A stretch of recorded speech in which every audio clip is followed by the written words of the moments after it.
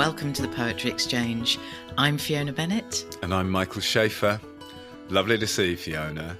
You and I can both barely contain ourselves at this moment.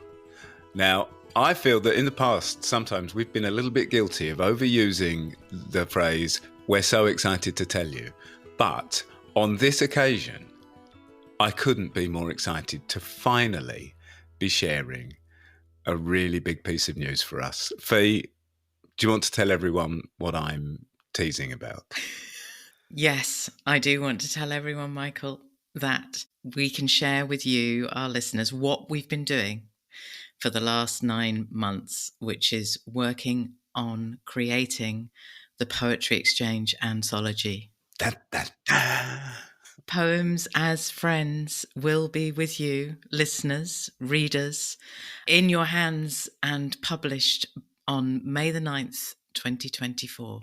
Yes. Yeah, we're terribly excited, as you can tell. It's been the most extraordinary process to get it to this point. And, you know, we've had to keep this news under our hats. We've been beavering away to bring this thing together. And I have to say, Fiona, I'm really proud of it. I think it's going to be such a beautiful thing. It's going to be 60 poems. The way it will work is you'll have the poem on one page, and on the facing page, you'll have the person's story of connection to the poem.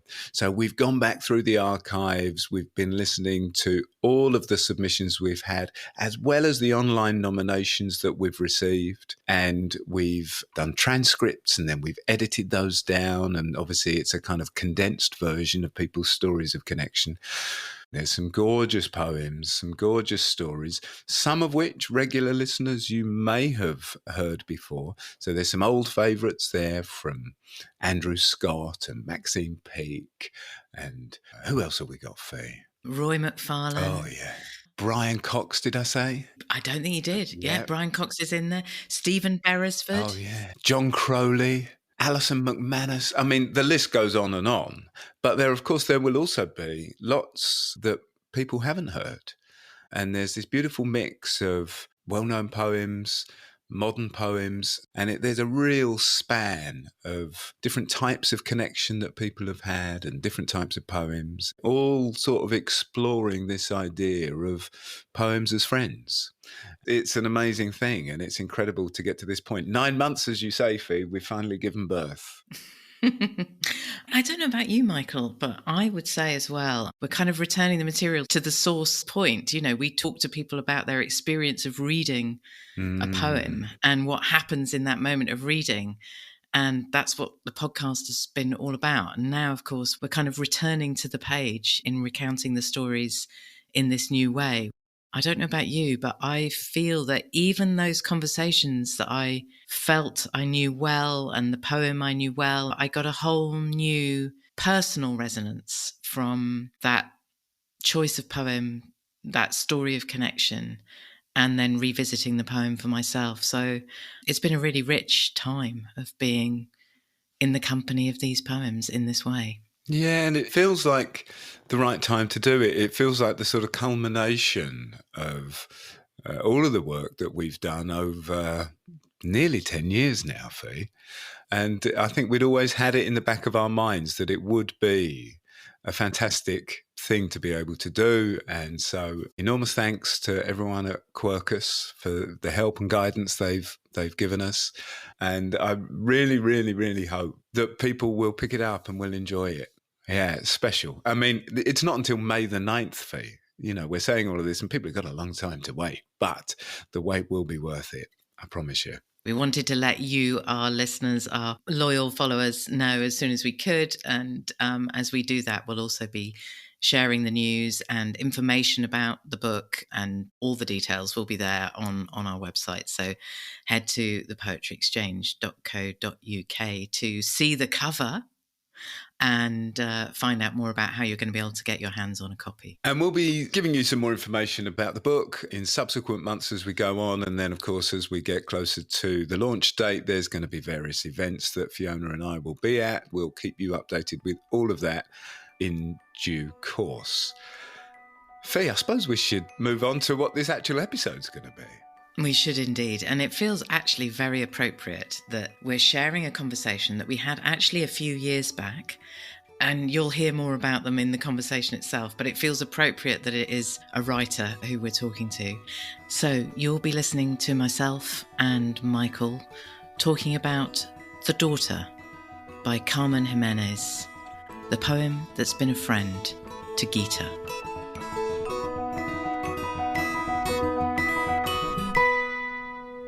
So Gita, this is amazing, this poem. So it'd be lovely if you could give it a read for us. Yes, of course. We said she was a negative image of me because of her lightness. She's light and also passage, the glory in my cortex. Daughter, where did you get all that goddess? Her eyes are Neruda's two dark pools at twilight. Sometimes she's a stranger in my home because I haven't imagined her. Who will her daughter be? She and I are the gradual ebb of my mother's darkness. I unfurl the ribbon of her life, and it's a smooth, long hallway, doors flung open. Her surface is a deflection, is why. Harm on her, harm on us all. Inside her, my grit and timber, my reckless. Thank you. That's really astonishing. When did you come across this poem, Gita? I really only came across it a couple of years ago. And I think I'd always admired poetry and, loved the greats, Neruda, who she mentions, and Ted Hughes, Derek Walcott I was aware of. But about the only female poets I'd really heard of were maybe, Sylvia Plath and perhaps Carol Ann Duffy. And then a few years ago, I did a creative writing degree. And subsequently, although I didn't do poetry as part of my degree, became a little bit more aware of some of these sort of more contemporary voices, particularly some of the American poets, Claudia Rankine, Natalie Diaz. And I was looking at a form for something I was writing about the lyric essay. And Giménez wrote this memoir, actually, of motherhood called Bring Down the Little Birds. I just loved it completely. And then I kind of, the way you do, you get slightly obsessed with one particular writer or poet and track down everything that she had written. And this particular one is, I think it's about 7 or 8 years ago she published this, and it's in a book called Milk and Filth, which I absolutely love as a title. And there are lots of poems around motherhood and feminism and some sort of allegorical and mythological stuff there as well. I always feel like poetry, I feel like prose is sort of like a house or a stage set, maybe. You have to go into it and then you're sort of living in it. Whereas I feel like poetry is something that goes into you somehow. And I could really feel in my body that the way that this hit me in all those places. So I've just kind of hung on to it since then. I mean, I'm a poet as well. Actually, at the time, I wasn't even writing poetry very seriously. I had a Tumblr, which sounds very dated, and I was posting little poems around the theme of the goddess and feminine power for myself, really. It was very private. And then eventually I kind of worked them up and went to a workshop with another very lovely kind of well-known poet. And she sort of looked at them and said, I really love them, but I can't see anything of you in there. What's the connection with you? And then, of course, I turned to this poem and I thought, that's why I'm so obsessed with it. Because I have a daughter who's nearly 13 and I have a son as well. And I think the reason I was collecting all these stories and poems about goddesses was for her. That brightness, that fierceness, that kind of fire that they have, and you kind of don't want them to lose that ever.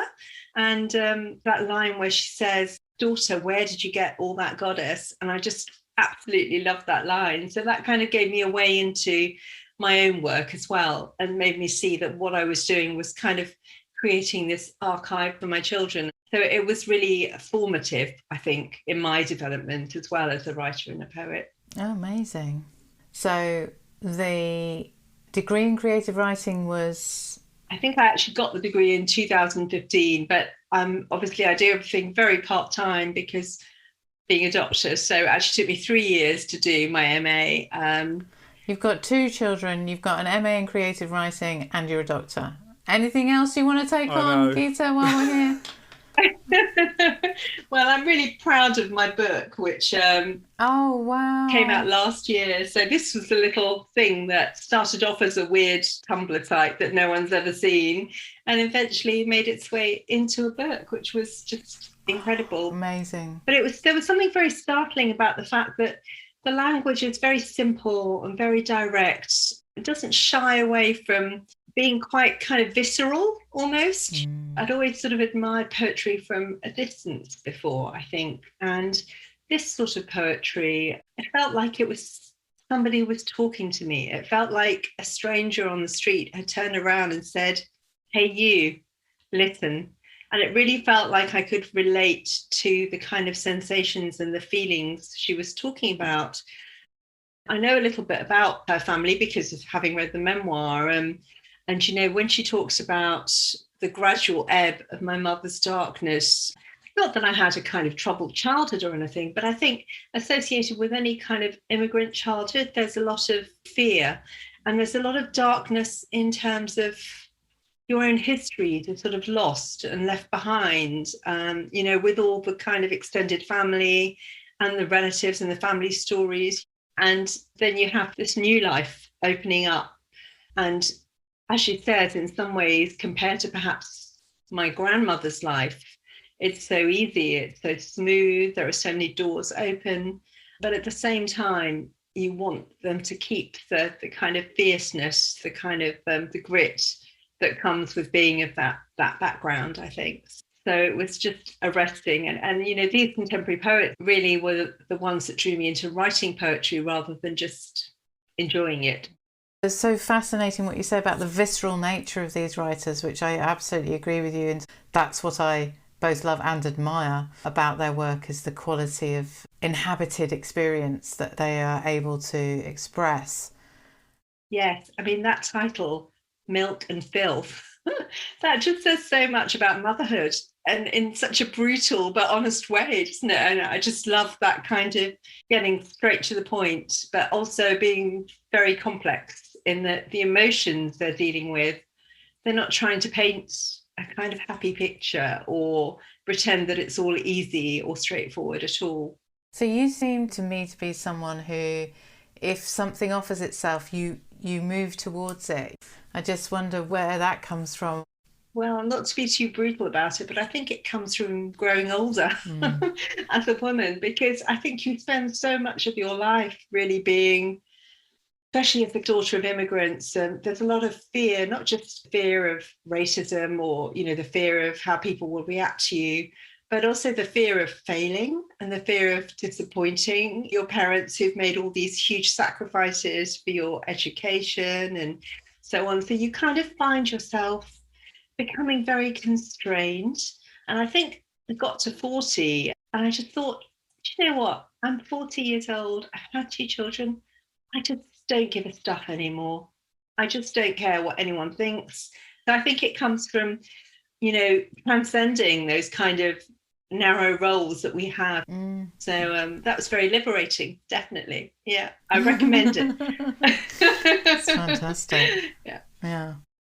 I just love the form of this poem, Gita. There's a real freedom there, isn't there? Because, you know, certainly even in my work, I tend to be quite constrained and think, oh, you know, it's got to be a couplet or a triplet, or even if it diverts from form, it's got to start off with some sort of thought of form. But here I think she allows that kind of the sentence, almost the beauty of the phrase, to just take its time. And I love the fact that when she says, I unfurl the ribbon of her life and it's a smooth, that's the longest line. And it does unfurl really smoothly and beautifully. But I think if you have that confidence in your poetic voice, you know, you can do something as beautiful as she's done here, where every thought and is an image, is a line unto itself almost, and then she moves on to the next one. I mean, I don't know, what did you think? Yeah, very similar to you. What struck me was that every line, as beautifully said,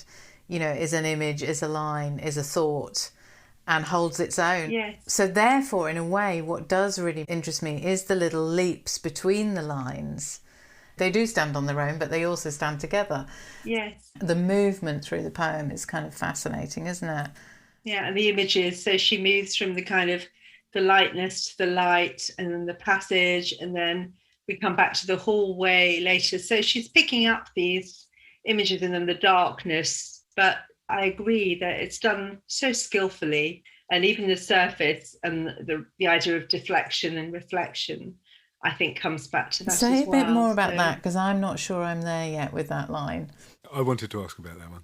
Yeah, I think of the kind of untroubled smoothness and beauty of young children. And I mean, we have this thing, which I think Italians also have, about the evil eye. And people in India, for example, often put kohl, black eyeliner around their baby's eyes. And the reason for that is to deflect the evil eye. And I don't know what exactly her Hispanic background is, or if she's thinking in that way, but the surface is deflection makes me think of that, because then the next line is harm on her, harm on us all, which again makes me think of this idea of, my mother always used to say to me, we never say anything good about our children. Even now, my mother would never say to me, you look nice. Never.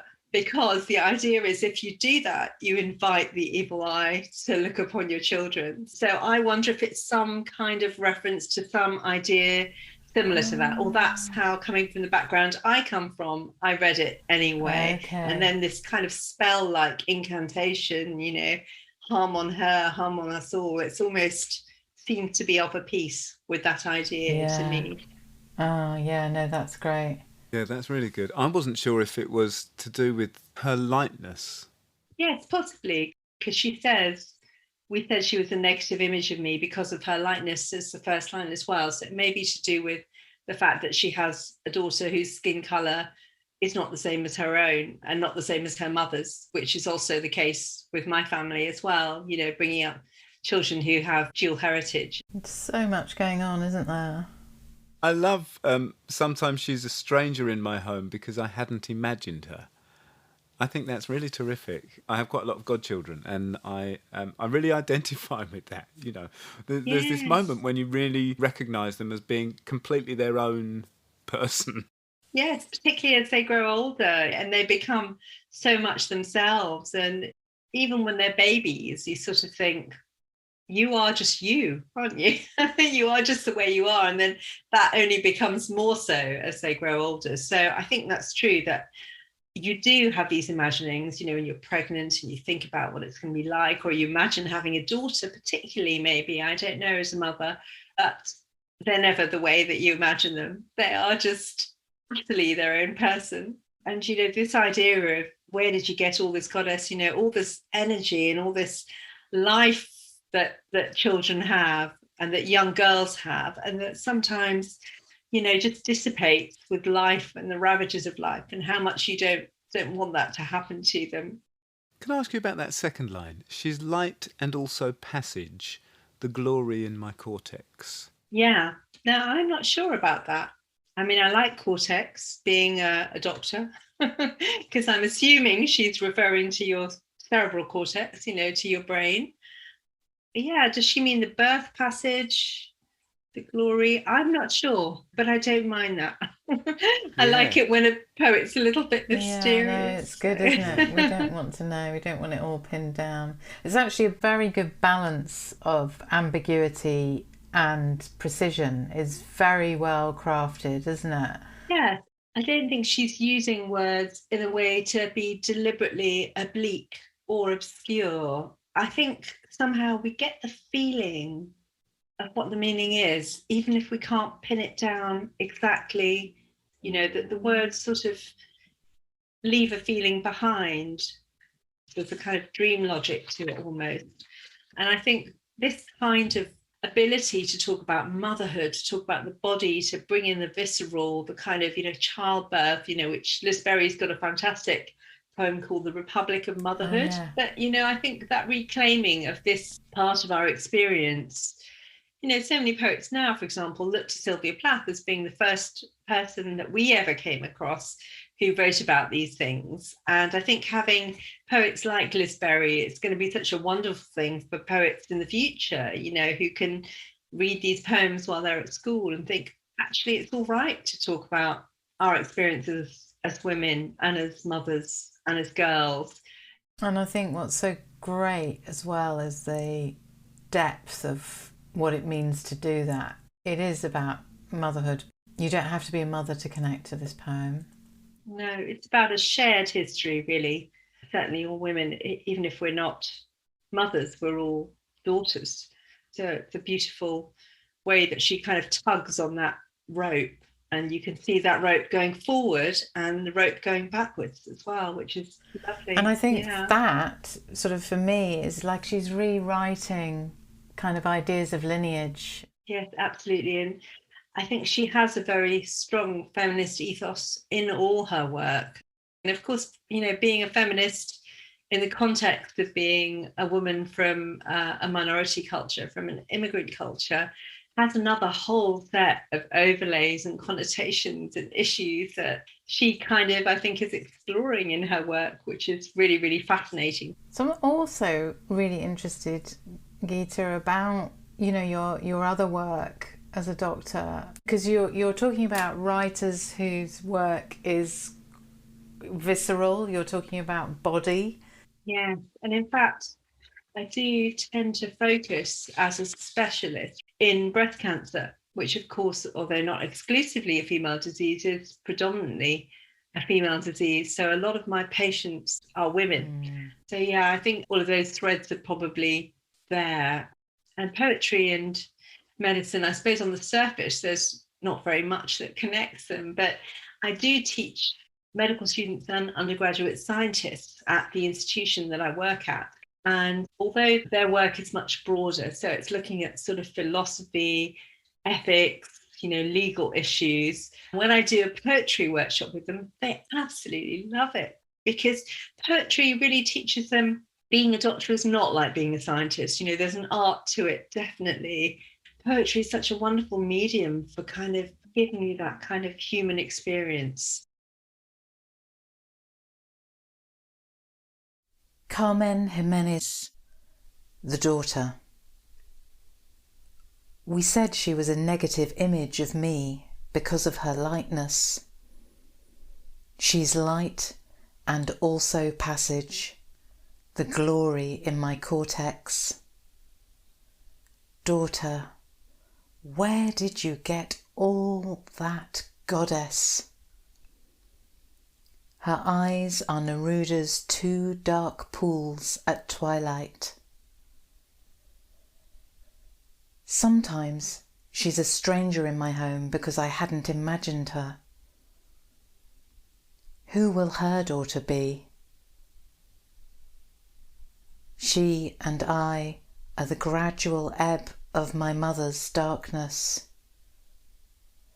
I unfurl the ribbon of her life, and it's a smooth, long hallway, doors flung open. Her surface is a deflection, is why.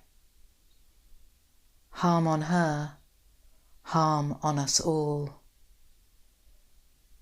Inside her, my grit and timbre, my reckless.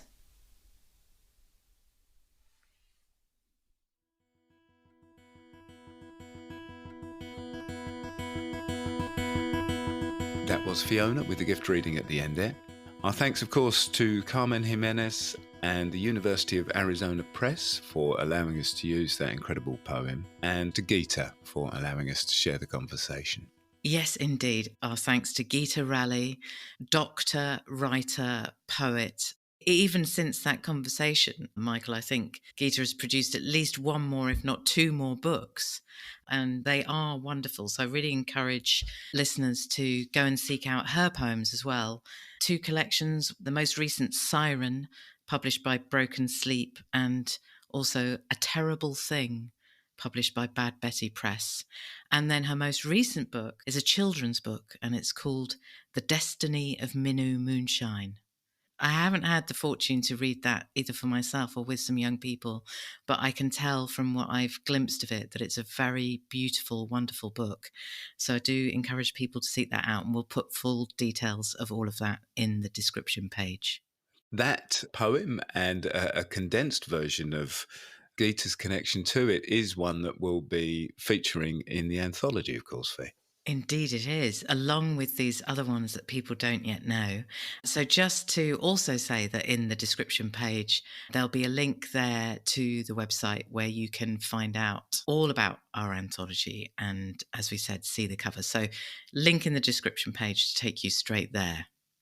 So, Michael, I think in our bonus poem tradition, we must have a bonus poem that is featured in the anthology.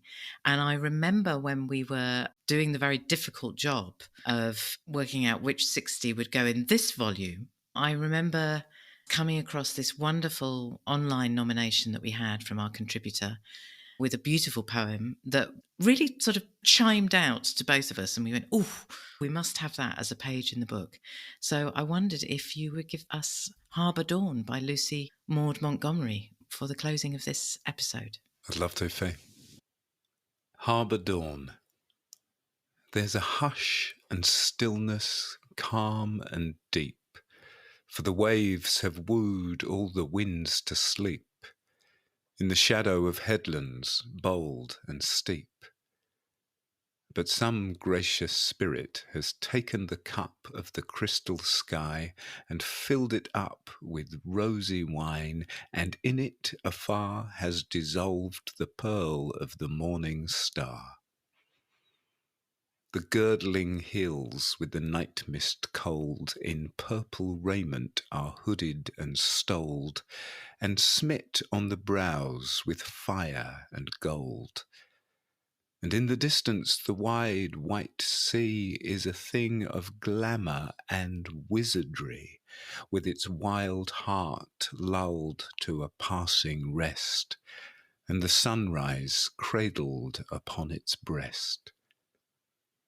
With the first red sunlight on mast and spar, a ship is sailing beyond the bar, bound to a land that is fair and far, and those who wait and those who go are brave and hopeful, for well they know fortune and favour the ship shall win that crosses the bar when the dawn comes in. Thank you, Michael, for that beautiful reading. And thank you to you, our listeners, for listening. We'll be back next month with more Poems as Friends.